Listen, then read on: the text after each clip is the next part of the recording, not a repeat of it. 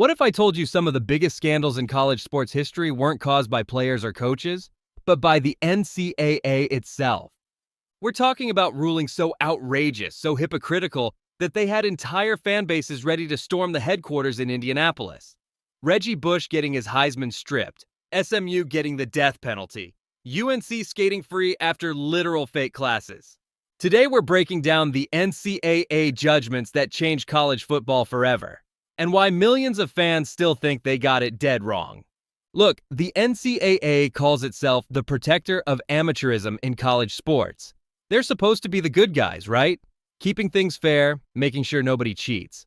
But here's the thing. Their track record reads like a masterclass in how to piss off an entire nation of football fans. And trust me, by the end of this, you'll understand why so many people think the NCAA has completely lost the plot.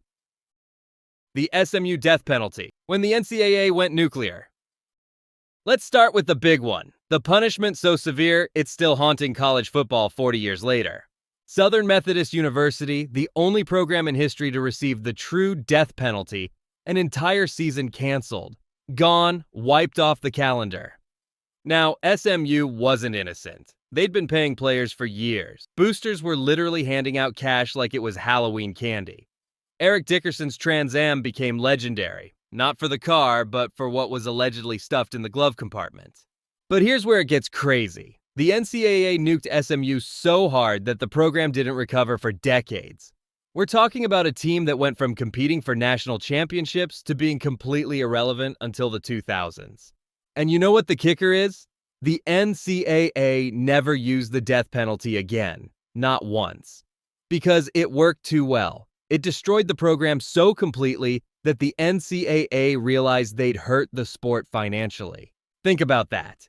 They created this ultimate punishment, used it once, and then were like, whoa, that was too effective.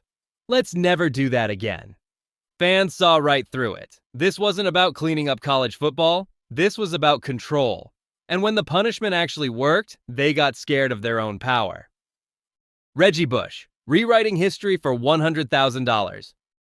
Fast forward to 2005. USC is dominating college football. Reggie Bush is putting up video game numbers, wins the Heisman Trophy, and becomes a legend. Then the NCAA comes knocking. Turns out Bush's family had been receiving benefits. We're talking about maybe $100,000 total. In today's money, that's what some college players make in a single NIL deal before their first game. But the NCAA, they went scorched earth, stripped Bush of his Heisman, vacated USC's wins, basically tried to erase one of the most dominant runs in college football history. Here's what made fans absolutely lose their minds. USC still had to pay back millions in bowl revenue, but guess what? ESPN still shows highlights from those vacated games. The network still made money off those broadcasts. The NCAA still cashed checks from those TV deals.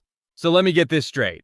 Bush gets punished, USC gets punished, but everyone else who profited, they keep their money. And now we've got 18-year-olds signing million-dollar NIL deals before they've played a single down. The same NCAA that destroyed Bush's legacy now promotes these deals like they invented the concept. The hypocrisy is so thick you could cut it with a knife. UNC's fake classes, how to cheat and get away with it. But if you want to see the NCAA's double standards in full display, let's talk about North Carolina. For nearly 2 decades, UNC was running fake classes. We're not talking about easy classes. We're talking about classes that literally didn't exist. Students would enroll, never attend, submit a single paper, and get an A. A whistleblower professor came forward and said these weren't even real courses, just paper classes designed to keep athletes eligible. The NCAA investigated for years. They found massive academic fraud. They admitted wrongdoing happened. And then they said it wasn't technically an NCAA violation. I'm not making this up. They basically said, yeah, this was fraud, but it's not our kind of fraud, so carry on. UNC kept their basketball championships, kept their reputation, kept everything. Meanwhile, other schools were getting hammered for players getting free meals or selling their own jerseys. Fans across the country were livid. You've got programs getting destroyed for minor infractions while UNC runs a fake university for athletes and walks away clean. The message was crystal clear. If you're a big enough brand, the rules don't really apply to you. Ohio State's Tattoo Gate, destroying dreams over ink. Speaking of minor infractions, let's talk about Ohio State in 2010. 5 players traded some memorabilia for tattoos and cash. We're talking about their own stuff. Jerseys, rings, awards they'd earned. Total value? Maybe a few $1,000s. Coach Jim Tressel knew about it and didn't report it immediately. That was his mistake. But the NCAA's response? Bowl ban. Vacated wins. Tressel resigned. A potential national championship team was destroyed for tattoos. Players like Terrell Pryor had their college careers ruined. These weren't bad kids. They were helping out a friend who owned a tattoo shop, trading their own memorabilia for some ink. And here's the beautiful irony. Today, those same players could have made millions in NIL deals. They could have legally sold their jerseys, signed autographs for cash, done commercials. But in 2010, getting a tattoo with your own stuff was apparently a crime against humanity. Fans watched a championship-caliber team get dismantled over something that would be completely legal today. The NCAA claimed it was about ethics and amateurism. What a joke. Miami, the investigation that became a bigger scandal. But if you want to see the NCAA's incompetence on full display, we need to talk about Miami. In 2011, the NCAA launches an investigation into the Hurricanes based on allegations from a convicted Ponzi scheme mastermind named Nevin Shapiro. This guy was literally in federal prison for stealing $930 million from investors. But the NCAA, they thought he was a credible source. For 2.5 years, they investigated Miami. They interviewed hundreds of people. They spent millions of dollars. They basically put the entire program under a microscope. And then it all fell apart. Turns out, the NCAA had been working with Shapiro's bankruptcy attorney to get information they weren't legally allowed to have. They were basically using the bankruptcy proceedings to do their dirty work. When this came out, even the NCAA's own investigators were like, we probably shouldn't have done that.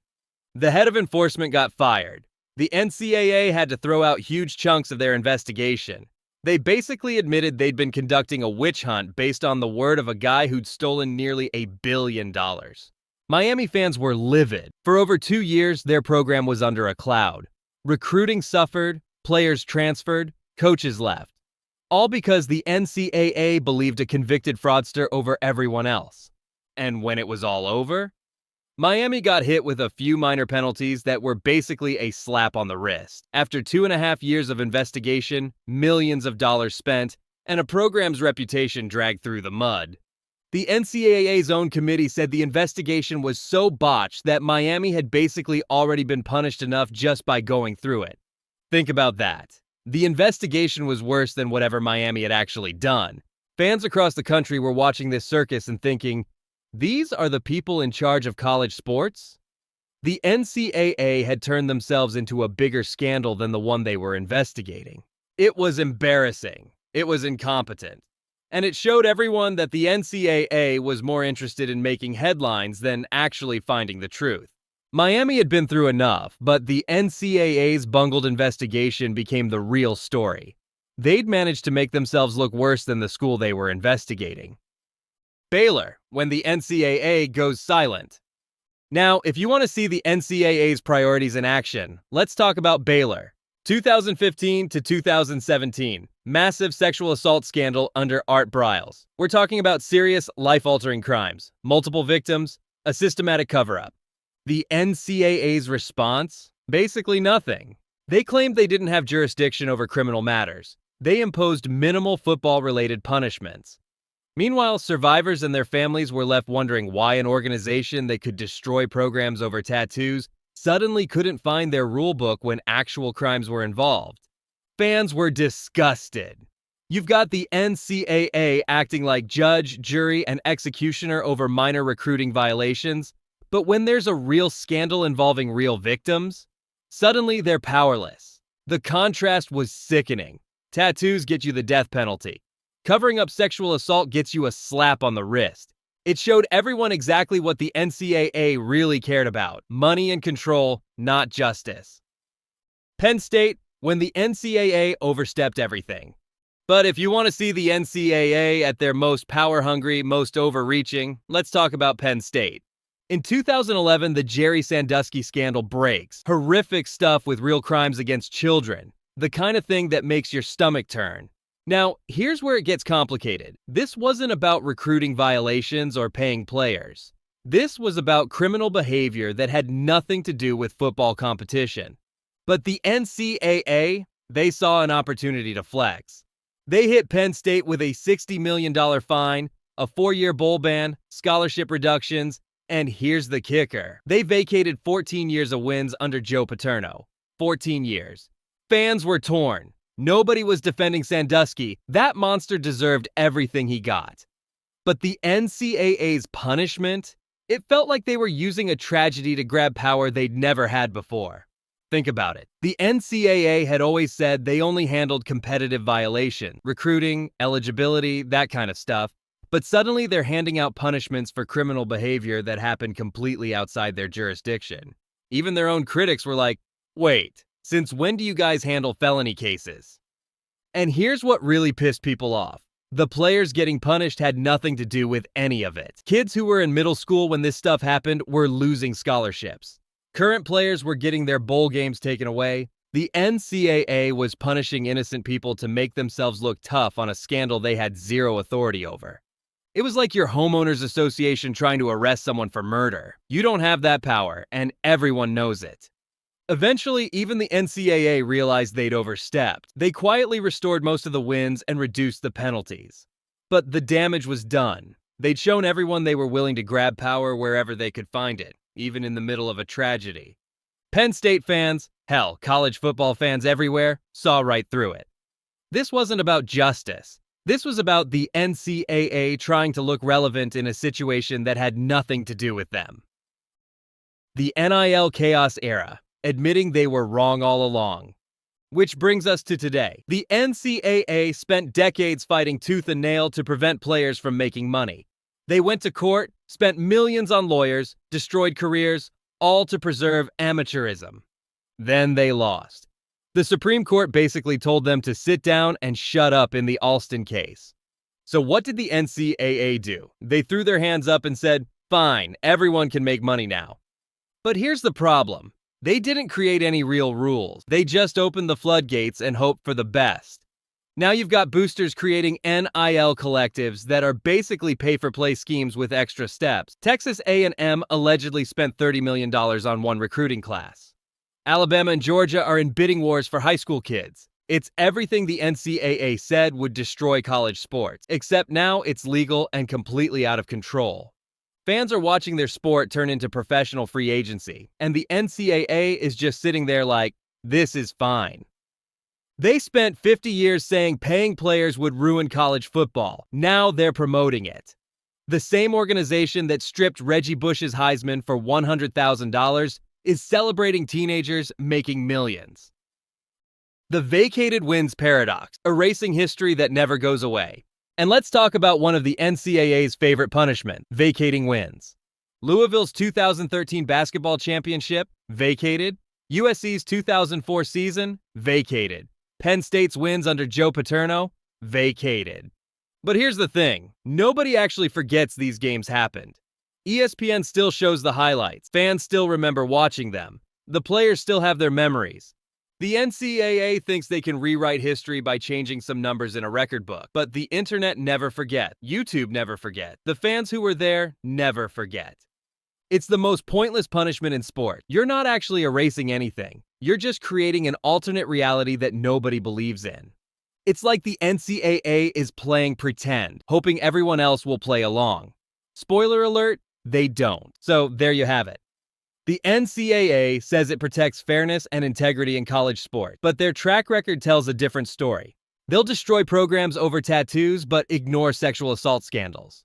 They'll strip Heismans over pocket change, but celebrate million-dollar NIL deals. They'll create punishments so severe they're afraid to use them, then hand out meaningless penalties that fool nobody. The pattern is clear. The NCAA cares more about control than justice, more about optics than actual fairness. Which NCAA judgment do you think was the most unfair? Drop it in the comments below. I guarantee you've got some strong opinions after watching this. And if you think the NCAA has completely lost control of college sports, smash that like button. Because honestly, they have.